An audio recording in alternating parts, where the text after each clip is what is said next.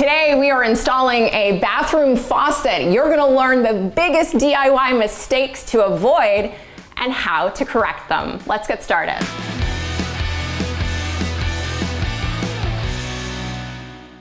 On the shank of your faucet, you're gonna find your mounting hardware. You're just gonna start out by backing that out.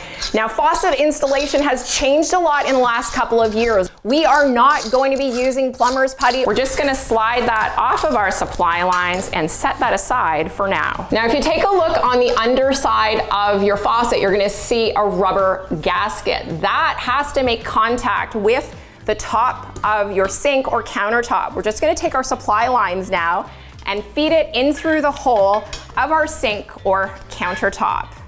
And then that gasket is gonna sit flush with our sink. So your mounting hardware is gonna come with a plastic or rubber washer, a metal washer, and your lock nut. You wanna get this order of operations right. You're gonna start off with your rubber washer. You're gonna slide that over your supply lines and push it all the way up to the underside of your sink or your countertop. Next up is your metal washer. You're gonna do the same thing and make sure that is snug on the underside of your gasket. Then you're gonna take your lock nut. This is important. This is gonna hold everything together so it doesn't move. So at this point, you wanna make sure that you're tightening this by hand because you do not want to crack your sink by over tightening it. Okay, now before you tighten it all the way, super important, we're just gonna flip it over. You wanna make sure that it is straight and everything is lined up. And now you can just make your final adjustments with your screwdriver. You wanna follow your installation guide. This faucet actually recommends you use a manual screwdriver to tighten these screws here, and that's because they don't want you to over tighten the faucet. What happens when you over tighten it is that washer is gonna squish within an inch of its life. It's actually gonna cause failure, premature failure of your faucet, which is never a good idea. Now that our faucet is installed onto the sink, we're just gonna drop it into position by putting our supply lines down in through our vanity and lining up our drain hole. And then we're just gonna look on the underside here. This part is critical. A lot of people get this wrong. These are your supply lines. You have cold and you have hot. You do not want to over tighten this, whatever you do. Do not get a wrench and yard on it.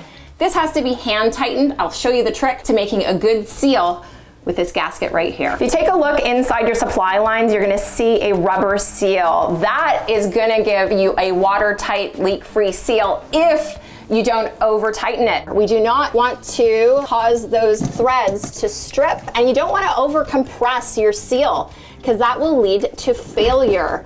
So actually, less is more here. This is very user friendly. It's very easy to do. However, you don't want to use that wrench too much. There's actually a bit of a trick to it. I'm gonna take it now, your crescent wrench, and we're gonna make sure that there's no leaks. So we hang on to our supply line so it does not twist. We don't wanna put extra pressure on it. And I'm just gonna hold it and twist it. I would say I'm going about 3/4. You can go half. And we'll give that a test, and then we'll do the same with our cold water supply line. And you just wanna turn these clockwise until they are nice and tight, and you just can't turn it anymore. At this point, we're gonna turn on our supply lines slowly. There we go.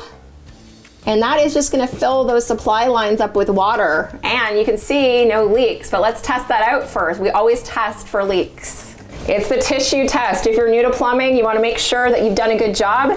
Tissue never lies. I think there's a song about that, right? Tissue never lies. Now, if you do happen to have a leak, sometimes you can just leave it and then come back in a half an hour and tighten it a little bit more because that seal will actually compress a little bit. So if you do have a leak, give that a try. At this point, it is important to test your faucet.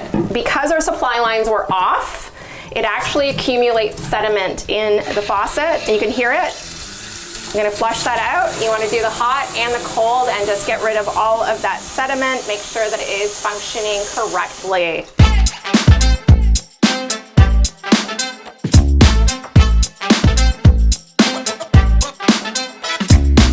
For more bathroom tips and tricks, be sure to check out our Maximize Your Bathroom playlist. I'm Dayru. Thanks so much for watching, everyone. See you in the next one.